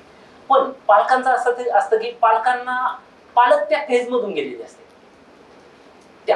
त्या वयात म्हणजे काही निर्णय आपण पण चुकीचे घेतले. अरे आपण जे विचार करतो तो लय बालिश होता, हे आत्ता कळतं, त्यांना आत्ता कळतं, पण ते ना मुलांच्या मानसिकतेत जात नाही. आपल्यालाही असंच वाटत होतं म्हणून ह्याला असं वाटतंय, असा विचार पालक करत नाही. त्याला वाटतं की आता मी अनुभव घेतला, मला माहितीये ना, तुला माहितीये का, मी सांगतो हेच कर, नाही ते ह्याचा काही उपयोग होणार नाही, कारण तो आपण अनुभवलेला असतं ना ते. पण त्याची तेवढी मानसिक तयारी नसते किंवा त्याचा तेवढा अनुभव नसतो किंवा त्याने ते पाहिलेलं नसतं. तर मला असं वाटतं की हे चालतच आहे, म्हणजे हे पिढी दर पिढी चालत राहील. थोडेफार बदल होतील त्याच्यामध्ये. कितीही असलं, काही असलं, आपण कितीही प्रगत विचाराचे असलो तरी आपण आपल्या म्हणजे पाल्यांच्या बाबतीमध्ये थोडेसे हळवे असतोच. आणि असं वाटतं की नाही ते चुकले नाही पाहिजे, त्याचं नुकसान होऊ नये, त्यांचे निर्णय आपणच घेतले पाहिजे. म्हणजे आता तरी बरं आहे. म्हणजे आता म्हणजे पहिले तर आमचे कपडे सुद्धा आपले वडीलच घ्यायचे ना, त्यांनी आणायचं चट्ट्यापट्ट्याचं ते याचं ध्यान घ्या, ह्याचं तुला शर्ट शिवा. आता तसं नाही, किंवा त्याला आपण ह्याला घेऊन जातो, म्हणजे मार्केटमध्ये चॉईसला घेऊन जातो, त्याला आवडत्या गोष्टी आपण त्याला उपलब्ध करून देतो. आणि हळूहळू व्हायला लागलेली प्रगती. का वेगळं काही अपेक्षित होतं का? त्यांचं म्हणणं असं होतं की स्त्रिया का नाही लिहित? हा, अच्छा, मग तो प्रश्नच राहिला. पण हे दोन्ही पण प्रश्न होते ना. तर स्त्रिया का नाही लिहित? तर स्त्रिया लिहितात, स्त्रिया बऱ्यापैकी लिहितात, पण जे प्रमाण आहे स्त्रियांचं लेखनाचं, लेखन करणाऱ्या स्त्रियांचं, हे प्रमाण कमी. एक तर मुळात काय की इथं जर उठून पाहिलं आपण तर तुमची संख्या बघा ना किती, आमच्यातून कमी आहे ना. कुठल्याही याच्यामध्ये स्त्रिया कमीच आहेत. फक्त सत्संग जर सोडला तर स्त्रिया कमीच आहेत. हा, कळत आहे, स्त्रियांची संख्या कमी. जोपर्यंत स्त्रिया आपण होऊन पुढे येणार नाही. बरं, आता शिक्षण झाले, आता जर शिक्षणाच्या टक्केवारीत पाहिलं तर मुलीचा टक्का सगळ्यात जास्त आहे. मुलींची टक्केवारी पण चांगली आहे, मुलींना म्हणजे लोक समाज पण आता प्रमोट करायला लागलाय. आता जर एखाद्या मुलीला जर रस्त्यानं जर एखादी मुलगी चालली आणि जर समजा कोणी म्हणजे तसं होत नाही पण जर कोणी छेडलं तर जाणारी येणारीच त्याला नीट करतात ना, म्हणजे इतका त्यांना सपोर्ट आहे. आता होईल ना हळूहळू हळूहळू मला फक्त एकच स्टेटमेंट करायचं, बोला. प्रश्न नाहीये की सर मगाशी म्हणाले की गुंता दिसतोय आणि तो सोडवायला हवा. हे सगळ्याच प्रश्नांच्या बाबतीत हो. की आम्हाला शिक्षणाच्या बाबतीत, मुलांच्या बाबतीत काय लिखाण म्हणून, स्त्री म्हणून पुढे येताना हे सगळे तुम्ही सांगितलेले मुद्दे आता दिसतंय थोडंसं, ते सोडवायचे आपल्याला. आणि मार्ग निघतो. मला राजकुमार सरांना एक सांगायचं आहे की MSFDA मध्ये आमच्या ज्या जनरल मॅनेजर आहेत कल्याणी गोखले, त्यांनी सगळ्यात पहिले इथं रायटिंग वर्कशॉप घेतला, म्हणजे लिहिण्याचं आम्हाला. आणि त्यांनी सांगितलं की कोणी तुमच्याकडे काही लिहून आणलं तर त्याला करेक्टिव्ह फीडबॅक, म्हणजे छान लिहिलं, हे अजून चांगलं होऊ शकतं, म्हणजे लिहिणाऱ्याला प्रोत्साहन देत राहावं, असं MSFDAचं कल्चर आहे. आणि तसंच जर सगळीकडे होत गेलं आणि लिहिण्याला आपण एकमेकांना प्रोत्साहन देत राहिलो तर कदाचित ते आपल्या घरापासून, आपल्या स्वतःपासून सुरुवात होईल. सर मला म्हणायचं होतं, तुम्ही जे मध्ये तो आपल्या औपचारिक शिक्षण पद्धतीमध्येच काही कॉम्पोनंट अनौपचारिक पण ठेवला, जे की आता थोडंफार पद्धतीने NEP मध्ये काही गोष्टी येत आहेत, तर तसंही अनौपचारिक कॉम्पोनंट जर आपण आपल्या रेग्युलर शिक्षणमध्ये ठेवला तर त्यातले काही गोष्टी आपण म्हणजे त्याही पॉईंट्सला आपण ऍड्रेस करू शकतो. नक्कीच. शिवाजी अंडरग्राउंड इन भीमनगर मोहल्ला, म्हणजे हे आमचे ते तुमचे, हे जे आपण वाटणी केली त्याला छेद देणारा हा म्हणजे काही प्रयोग असे झालेत अगोदर, पण हा तसा नवीन पोस्ट मॉडर्न मधला पहिलाच प्रयोग होता. आणि हे तयार करत असताना किंवा सादर करत असताना बऱ्याच ठिकाणी विरोधही झालेले, काही ठिकाणी टोकाचे विरोधही झाले. साधनेमधून तुम्ही लिहिलेले त्याच्यावरती, त्याच्या संदर्भातले काही अनुभव, म्हणजे तुम्हाला अचानक प्रयोग कॅन्सलही करावे लागलेत काही ठिकाणी. म्हणजे मी वाचलेलं आहे, मी नाटक अजून बघितलेलं नाही. मी सांगलीच आहे, चिपळूणला मी सर्व्हिस करतो, तर चिपळूणला तुमचं नाटक येणार आहे हे ऐकायला भेटलं, पण नंतर ते कॅन्सल झालं. कारणं वेगवेगळी आहेत. नंबर एक, हा झालेला विरोध आणि त्याच्यातून तुम्ही काय अनुभव शिकला किंवा काय चेंजेस करत गेला स्वतःच्या विचारांमध्ये. आणि त्याला जोडून दुसरा प्रश्न असा की तुम्ही प्रयोग अगदीच थांबवलेत असं माझा आरोप आहे तुमच्यावरती, कारण हे नाटक पुस्तक रूपाने अजून उपलब्ध नाहीये, माझ्या जी काही माझी मर्यादित माहिती आहे त्याच्यानुसार. मग आता नवीन पिढीनं ते नाटक पाहायचं कुठं, कारण तुम्ही प्रयोग करणार मुंबईमध्ये, पुण्यामध्ये, औरंगाबादमध्ये, माफ करा संभाजीनगरमध्ये.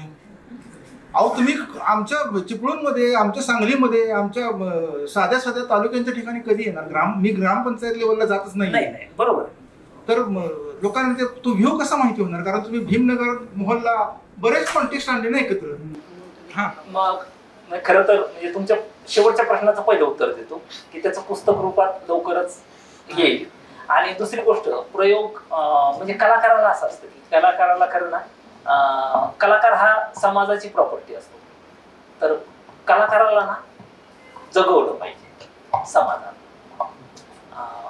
आपल्याकडे चळवळी कुठल्याही असो, कुठल्याही विचाराची चळवळ असो, ह्या नंतर त्या लोक का पावतात किंवा काय होतं की ते कार्यकर्ते उपाशीपोटी काम फार दिवस करू शकत नाही. तर काय होतं, मग जर प्रामाणिक कार्यकर्ते असले तर ते जिथं थकतात तिथं सोडून देऊन बाजूला जातात.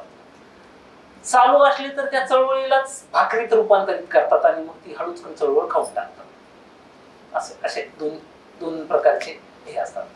आता आम्ही गेली 12 वर्ष ते नाटक करण्याचा प्रयत्न करतोय, पण त्याला काही आम्हाला पण मर्यादा येतात की समजा मुंबईतला एखादा प्रयोग असा तर गावाकडून यायचंय, ते प्रयोग करायचा, 2 तासासाठी यायचं आणि 48 तासाचा प्रवास करायचा.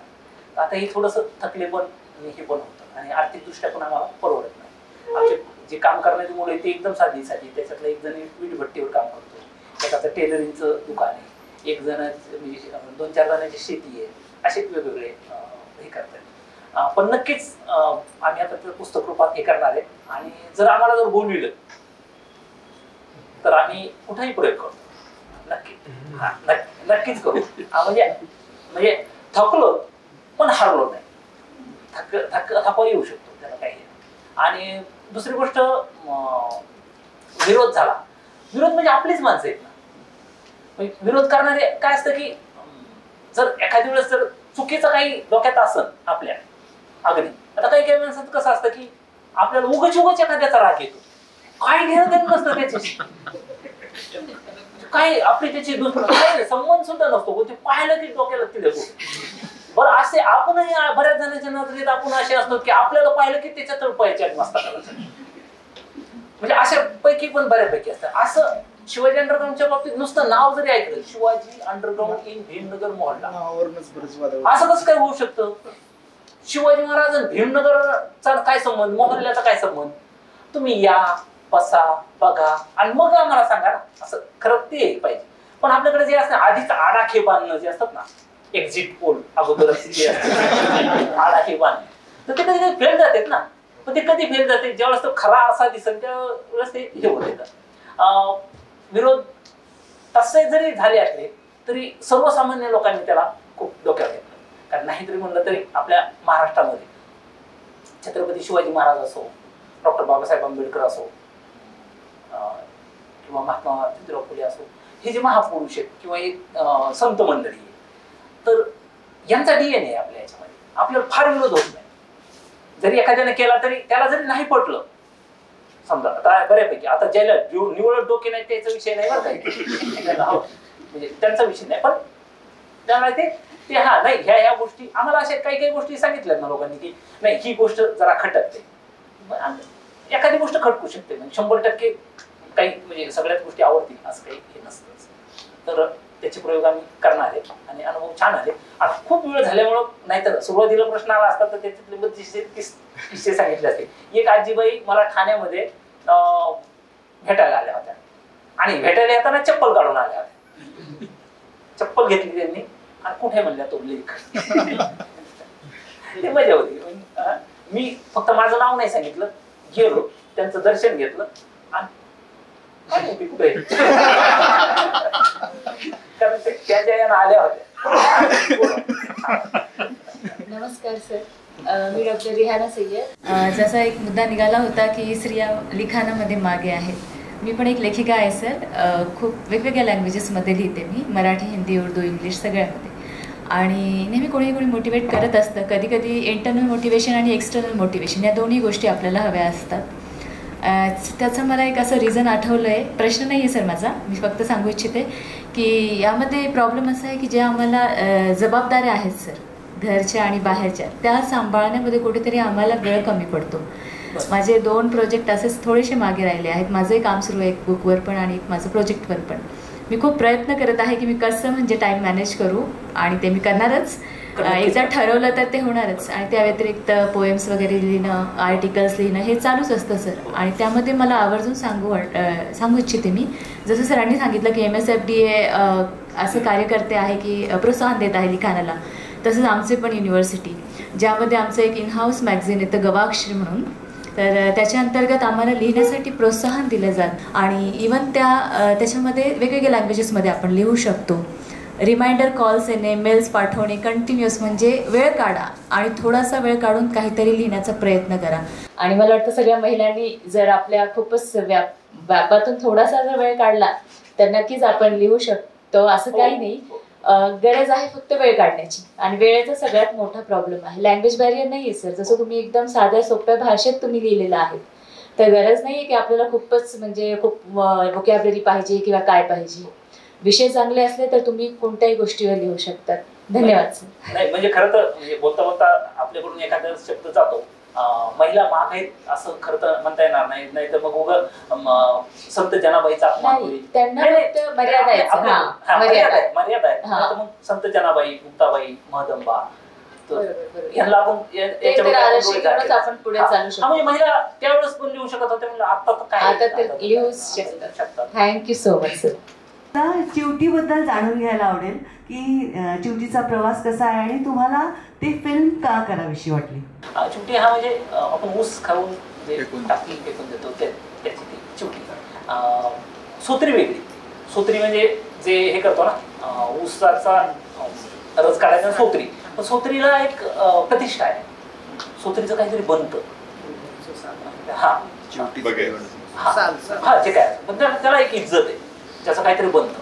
पण जी चिवटी आपण खाऊन जी फेकतो ना, जशी आपल्या थुंकीला काही किंमत नाही तशी त्या चिवटीला काही किंमत नसते, त्याला कोणी हातात पण घेणार नाही त्याच्यात. तशी त्या ऊस तोडणी कामगाराची तशी अवस्था झालेली की त्यांना माणूसच समजलं जात नाही. आणि पुन्हा मुद्दा असा येतो की आपल्याकडं पहिल्या डॉक्टरकडे गेलं तर साखर कमी करा, साखर बंद करा, साखर कमी करा. अर्थात महाराष्ट्राचं अर्थकारण बऱ्यापैकी साखरेवर अवलंबून आहे. बऱ्याच जणांच्या चुली आणि काही जणांचे गॅस त्याच्यावरच चालतात. शेतकऱ्याच्या चुली आणि हे गॅस त्याच्यामुळे ते असं हे होतं. तर तो जो संघर्ष आहे आणि विस्थापित होणं जे असतं म्हणजे आपण गाव सोडून दुसरीकडे राहणं, आपल्या ग्रामीण भागामध्ये त्याला उपरे म्हणजे समजा काय म्हणतो गुढेकर कुठून तरी दुसरीकडून आलेले, तर दर 6 महिन्याला ते परत एकदा उपरे होतात, तिकडे जातात. त्यांच्या शिक्षणाची वाट लागली, मुलांची, सगळ्या त्यांच्या आरोग्याची वाट. तर ह्याच्यावरचा तो सिनेमा आहे. मामी फिल्म फेस्टिवलमध्ये पण त्याचं स्क्रीनिंग झालं होतं. इंडिया स्टोरी ह्याच्यामध्ये सिलेक्शन झालं. इथं पिपला पण होता, ऑरेंज सिटी फिल्म फेस्टिवलला यशवंतरावला, काही ठिकाणी त्याचं स्क्रीनिंग झालेलं आहे. पण शेतकऱ्यांच्या आणि शेतमजुरांच्या समोर, खास करून ऊसतोड मजुरांच्या आयुष्यावरचा तो सिनेमा आहे. आणि सिनेमा मी डिरेक्ट केला होता, पण मला त्याच्यातलं काही येत अजिबात नव्हतं. म्हणजे मी आमच्या दिग्दर्शक म्हणजे आमचे जे DOP आहेत तर त्यांना मी आता सुरुवातीला म्हणलं काय म्हणजे सगळा येण्याचाच बाजार ना, तर मी त्यांना म्हणलं की मला ना असं वरून दिसतोय, टॉप अँगल नावच माहिती नव्हतं ना, असं ना वरून झाडातून ना असं वरून दिसतं. ते मला हळूच म्हणले मी झाडावर जाणार नाही बरं. तर मला लक्षात आलं ते हे करत. ते इतकं चांगले होते म्हणजे FTIचे पास आउट म्हणजे देवेंद्र गोलटकर आणि बाहेर देशात पण इंग्लंडमध्ये पण शिकून आलेला खूप चांगला माझा त्याचं खूप ट्युनिक. बघा एक इंग्लंडमध्ये शिकलेला आणि एक जांबाच्या जिल्हा परिषद शाळा शिकलेला असे ते आम्ही दोघं जण एकत्र आले. तर आपल्याला इंग्रजीतले काही शब्द माहित नसते का, चुकीचं इंग्रजी बोलायची पण लई हे असते, काही कुठला शब्द उचलायचा कुठला टाकायचा. तर मी इनलिगल म्हणायचो, इनलिगल आहे ना. ते मला एकीकडे असं जवळ घेतलं, ते मला म्हणले की राजकुमार इनलिगल इनलिगलच ना असं काहीतरी. हो का, ते नाही का, ते नाही हे बरं ते फक्त जे दुरुस्ती करून घेणं असतं. तर हे नसतं सांगायचं मुद्दा की आपल्याला जरी काही माहित नसलं तरी आपण जर शिकत गेलो तर तुम्ही काहीही करू शकता. आणि सिनेमा मी डिरेक्ट केला, मी नाटकंही तशीच लिहिली की जे मला माहीत नव्हतं तरी पण मी लिहिण्याचा प्रयत्न केला. मी पुन्हा परत सांगतो की शिवाजी अंडरग्राऊंड सारखं नाटक मला लिहिता आलं, जे आज ते पण काही विद्यापीठाची डिमांडेबल पुस्तकं न आल्यामुळं त्यांनी ते तर लय बोलतात मला, बऱ्याच विद्यापीठ ते आहे का विचारते नाही काय असं हे जातं. म्हणजे आपल्याला काही नसताना आपण काय आणलेलं होतं, तर काही नसताना काहीतरी हे केलं आणि फक्त जे काही करायचं ते सन्मानानं नीट करायचं, चांगलं करायचं, सामाजिक आरोग्याला पोषक असं करायचं, एवढे काही तत्व ठेवलेले. आणि हे सगळं करत असताना मला आवर्जून एक गोष्ट सांगावीशी वाटते, माणूस पण स्वतःतलं जपणं खूप गरजेची गोष्ट आहे. शक्यतो मला असं वाटतं की कुठल्याही लेखकाने तुम्ही विद्यार्थ्याला सांगा बरं का, निर्व्यसनी असणं खूप गरजेची गोष्ट आहे. शक्यतो खरं बोलायचं, मी काय शक्यतो हा शब्द मुद्दाम वापरला की काही गोष्टी कधी कधी खोटं बोलावंच लागतात. पण म्हणजे तुम्ही तोंड उघडलं की बच सगळं खोटंच पडतंय असं नसलं पाहिजे. किमान कमीत कमी खोटं बोलावं. खऱ्याची कास ज्याला आपण म्हणतो की म्हणजे कास धरायला पाहिजे. काही नियम लेखकांना स्वतःसाठी लावून घेणं खूप गरजेची गोष्ट आहे. जो चांगला माणूस आहे का तोच चांगला लेखक होऊ शकतो. नाही तर बोलायचं म्हणजे विचार वेगळाच करायचा, वागायचं वेगळंच, लिहायचं वेगळंच, तर तुम्ही फार वेळ त्याच्यामध्ये तग धरू शकत नाहीत आणि तुमच्याकडून ते सकस काही येणारही नाही. तर लेखक किंवा कुठलाही कलाकार असो तो आधी चांगला माणूस असणं खूप गरजेची गोष्ट आहे. एक्सपिरियन्शियल लर्निंग असं आपल्या याच्यात प्रामाणिकपणा हवी, सतत काम करण्याची तयारी आहे आणि जे आपण आहोत तसं पुढं माणसं आलं पाहिजे. पण आपली एक तुमचा हे मूळ गेलेला आहे की नाटकाला आपल्या विरोध होत गेला आणि त्या नाटकातनं त्या विरोधाला पण तुम्ही ठासून त्याच्यावर काम करत गेला. तर त्यात तुम्हाला जशी मजा आली, पण त्यावेळेला जो विरोध होत होता त्यात तुम्ही करत गेला. आपला देश, आपल्या देशातली लोकशाही ही खूपच प्रगत आहे. काही कोणाला काही जरी वाटत असलं तर आपली लोकशाही इतकी ढिसाळ नाही की जी कोणाच्या तरी एका धक्क्यानं ती हलून जाईल किंवा हे होईल. इतकी ढिसाळ अजिबात नाही. इथं स्वातंत्र्य आणि म्हणजे विरोध वर थोडं सॉरी मध्ये अगदीच अब्रप्टली तुम्हाला थांबवलं, पण विरोध होतो याच्यावर चर्चा केल्यापेक्षा विरोध होताना आपण आपल्यामध्ये काही बदल करतो का, आवश्यक ते बदल आपण पण करायला तयार असावं, किंवा मग विरोधाला पण आपण कसं हाताळतो. मला वाटतं हा पण एक शिक्षणाचा प्रकार आहे. शिकणे म्हणजे एक अर्थ शिक्षणाचा हाही मला असं वाटतं की बदल करणे. बरोबर आहे. पण कोणाला तरी बरं वाटावं म्हणून बदल करणे हा त्याचा भाग असू शकत नाही. आपला देश हा प्रगल्भ आहे आणि मतं मांडायचा अधिकार आहे. कुठली कलाकृती असो, काही असो, त्याच्यातून आपण मोकळेपणाने आपापली मतं नीटपणे मांडू शकतो. आणि जरी नाही पटले तरी त्या मताचा बऱ्यापैकी आपल्याकडे आदर केला जातो. हॅलो सर, माझं नाव शिकणे आणि शिकवणे प्रक्रिया समजून घ्यायची की सर शिकले कसे नाटक लिहिणं. अर्थात हे काही इथं काही असं सेन्सॉर नाही सांगत मी, परंतु आपल्याला मूळ हलायचं नाही तिथपासून. आपल्याला उच्च शिक्षणामध्ये शिकण्याची प्रक्रिया समजून घ्यायची. वेगवेगळ्या प्रक्रिया आहेत, त्यापैकी एक त्यांची आहे लोकांना बघून किंवा बोचलं तेव्हा लिहिणं, ही त्यांचा लिहिण्याचा त्या संदर्भातच माझा प्रश्न. तर त्या संदर्भातले प्रश्न आपण मला वाटतं सरांकडे असे सामाजिक खूप सारे प्रश्न आहेत की जे बोचत आहेत आणि त्यावरती खूप सारं लिहावंसं पण वाटतं, किंवा त्यांच्याकडे वेळेची मर्यादा असेल.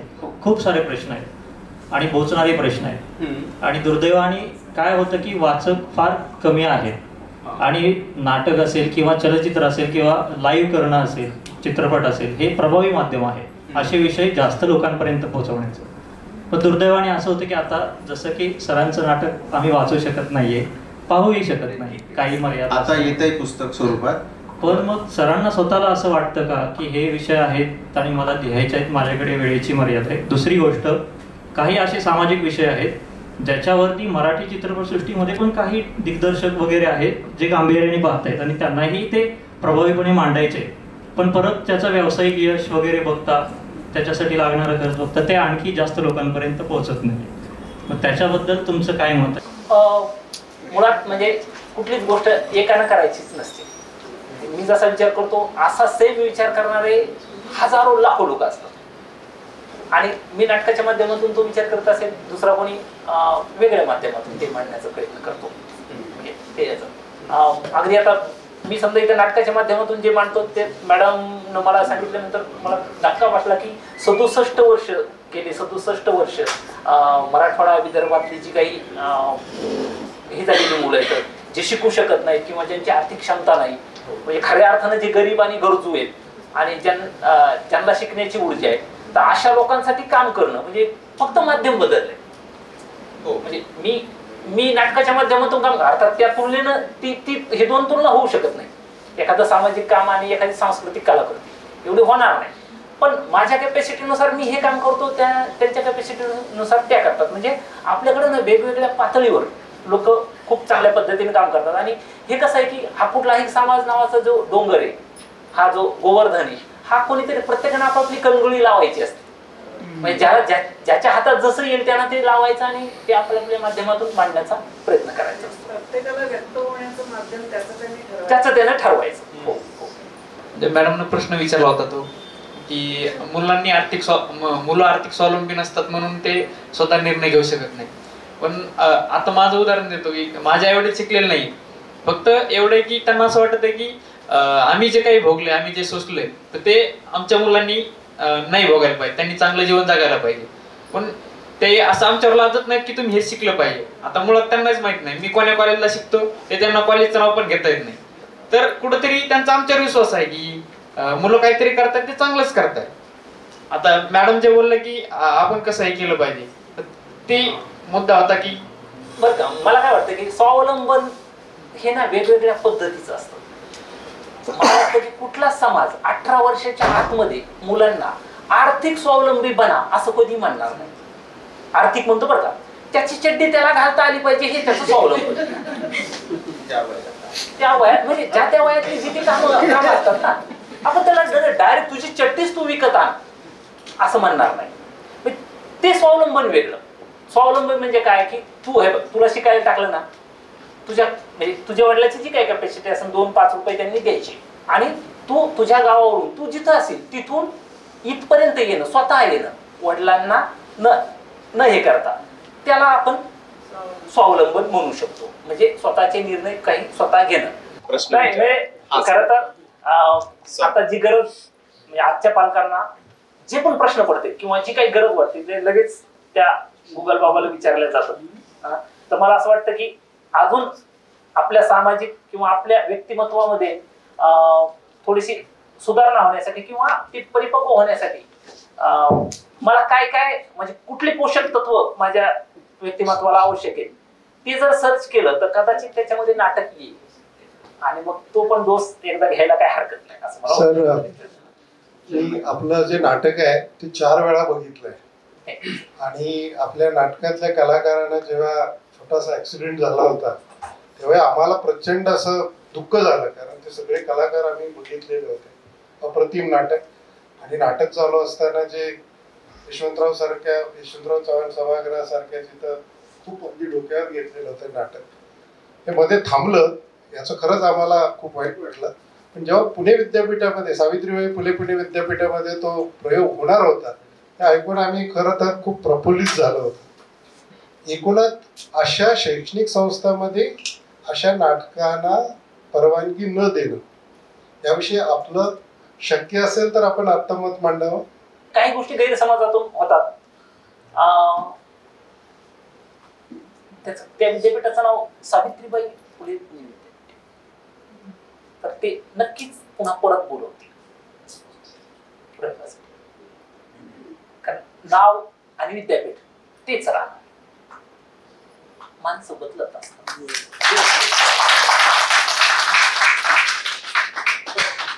खर तर थांबावं असं वाटत नाहीये, परंतु वेळ पाळणे हा पण एक गुणच आहे तो आपण आचरणातून दाखवूयात. औपचारिकरित्या थांबूयात. इतकं छान प्रश्न विचारले, सहभाग नोंदवला आणि त्यासाठी तुमच्या सगळ्यांचे धन्यवाद. आणि राजकुमार सर पण मुंबईवरून आले प्रवास करून आणि मनमोकळ्या गप्पा फार कमी वेळ आम्ही त्यांना देऊ शकतो, परंतु तरी सुद्धा अनेक विषयांना मला वाटतं स्पर्श झाला. आणि ओपन हाऊस इव्हेंटचा जो हेतू आहे की शिकण्याच्या एकापेक्षा अनेक प्रक्रिया असतात,